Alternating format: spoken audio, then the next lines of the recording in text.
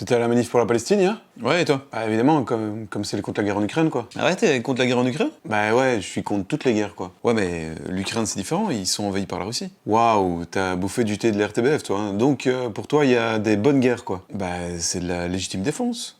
Contre Poutine, le méchant dictateur, ils s'entretuent pour le bien de l'humanité. Et de la fabrique de Herstal. Au fait, toi, tu fais remonter les prémices de la guerre en Ukraine à quand? Bah, 2022, quand le Adolf russe a commencé. Et en 2014, le Maïdan, puis avant ça, la politique américaine d'encerclement de la Russie par l'OTAN, la nazification de l'Ukraine, sans aucun respect des normes, des promesses et des accords de Minsk, battus en brèche, ça c'est pas grave. Oh, stop, hein, on est là pour la Palestine ici, mélange pas tout. Palestine vivra, Palestine vaincra. Et Russie crèvera. Donc Maïdan, tu t'en souviens? Ouais, de nouveau les trucs complotistes, le coup d'État, la CIA et tout le reste quoi. T'arrives de nouveau avec ta machine à arrêter de penser, toi. Hein.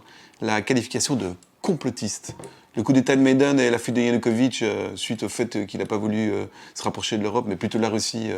Ça, c'est factuel, non? Mais oui, avec la CIA derrière. C'est vrai que c'est pas le genre des États-Unis de la CIA de renverser ou d'assassiner des dirigeants qui ne leur conviennent pas, hein, non?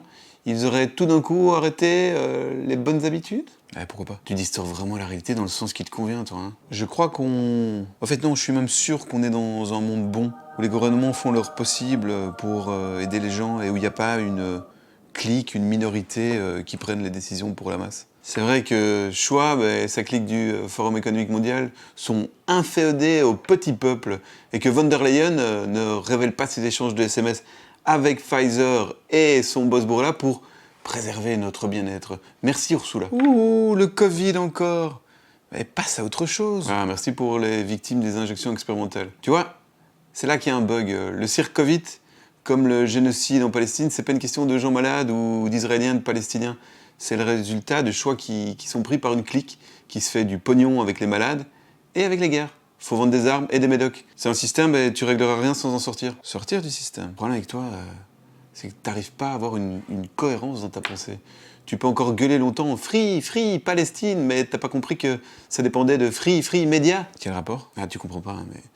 T'as envie de comprendre, en fait? Je sais pas, moi. Que la lutte pro-palestinienne, décontextualisée, déculpabilise ta petite conscience de bobo de gauche qui aime jouer la mère morale, hurler depuis l'élection de Trump, alors que pendant que c'était Biden, t'étais muet comme une carpe.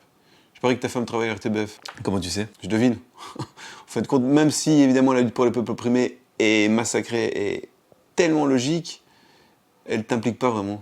Enfin, tu veux dire quoi? Bah tu vois, tu prends pas trop de risques, en fait. Tu risques pas de perdre des amis, de créer des tensions familiales, d'être traité de complotiste au travail, parce que t'étais une manif pour la Palestine.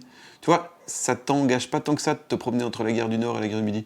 Ou la guerre du Midi et la guerre du Nord. Ouais, il faisait beau en plus, et puis je me dis que je suis quelqu'un de bien. Ouais, bravo. Mais tu ferais, en plus de la manif pour la Palestine, une manif, par exemple, pour exiger une commission d'enquête sur les responsabilités du gouvernement belge pendant le Covid-19, ou...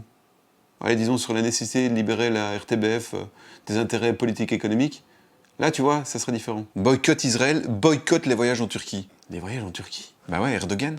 Ah ouais, bah, boycott tous les autres alors, parce que vu la gueule des gouvernements dans le monde, t'es pas prêt de partir en voyage, hein. Les États-Unis, de toute façon, c'est mort, j'irai plus jamais. En même temps, tu peux te casser de Belgique, t'as vu qui on a?